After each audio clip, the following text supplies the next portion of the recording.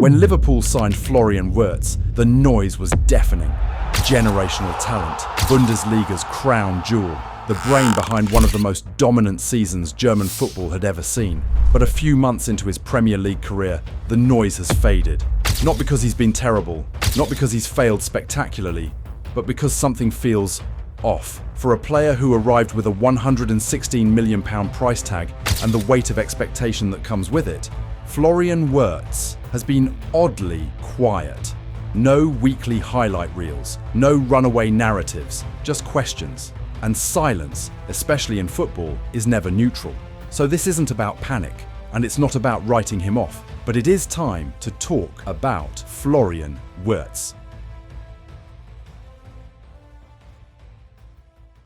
To understand why this feels confusing, you have to understand just how special Florian Wirtz already was before he ever kicked a ball in England. Wirtz wasn't a late bloomer or a hype project. He had been on elite radars since his mid-teens. At Bayer Leverkusen, he became the youngest debutant in the club's history at 17 years old, and weeks later, he scored against Bayern Munich to become the youngest goal scorer the Bundesliga had ever seen at the time. This wasn't potential, this was immediate impact.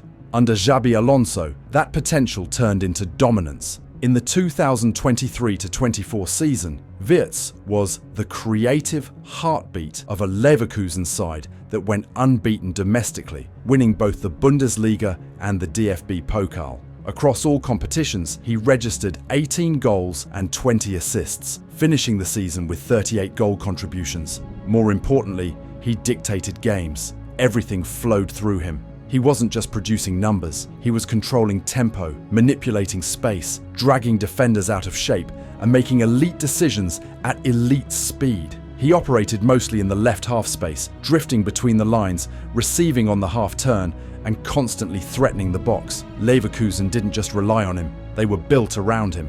That's why Liverpool moved when they did. Bayern Munich wanted him back in Germany. Manchester City were monitoring him closely.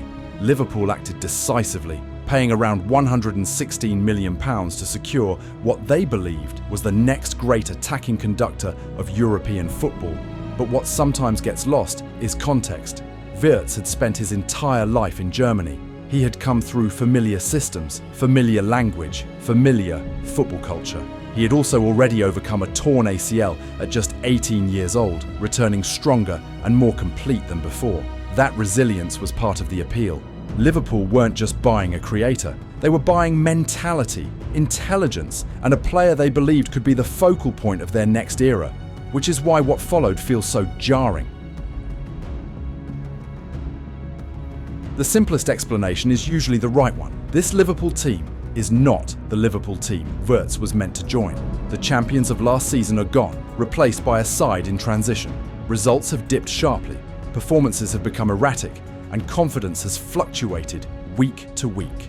At one stage, Liverpool lost 8 of 11 matches and found themselves drifting into the bottom half of the table. For a creative player who thrives on structure and rhythm, this matters. Then came the summer overhaul. Liverpool didn't just add Florian Wirtz and call it a day, they rebuilt the spine of the squad. Alexander Isak arrived for a Premier League record fee. Hugo Ekitike came in to reshape the forward line. Jeremy Frimpong and Milos Kerkez were added to inject pace and width. At the same time, key figures left. Luis Diaz departed, Darwin Núñez moved on, Jarell Quansah was sold, and most significantly, Trent Alexander-Arnold left on a free transfer. That single departure changed the entire ecosystem. For years, Trent had been Liverpool's primary outlet in possession. When pressure mounted, he could bypass lines with one pass. He allowed Liverpool to reach the final third quickly, which meant players like Wirtz could receive the ball closer to goal, where they're most dangerous. Without Trent, Liverpool lost that direct connection. Arne Slot wanted to maintain control through short passing, rotations, and dominance in central zones, particularly Zone 14, the space just outside the penalty area. On paper, Wirtz looked like the perfect player to orchestrate that. In practice, the lack of progression from deep forced compromise. Slot began dropping Wirtz deeper to help with build-up. Statistically, this is clear. A significant portion of Wirtz's touches this season have come just above the centre circle, the area where he has received the ball most frequently. That's a long way from goal. The deeper Wirtz plays, the further he is from what makes him elite. Instead of receiving on the half-turn near the box, he's often receiving with his back to the goal under pressure. Instead of attacking defenders, he's recycling possession. His technical quality allows him to cope, but his output inevitably suffers. This also explains the split between his European and domestic performances. In the Champions League, against teams like Real Madrid, Atletico Madrid, and Eintracht Frankfurt, Wirtz has looked far more comfortable.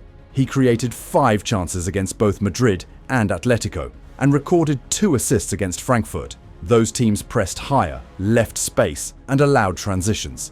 Premier League opponents don't do that. They sit deep, compress the middle, and force quick decisions. Space is limited, time is scarce, and for a player still adapting to the league's physicality and tempo, that margin for error is brutal. This isn't a lack of ability, it's a clash of context.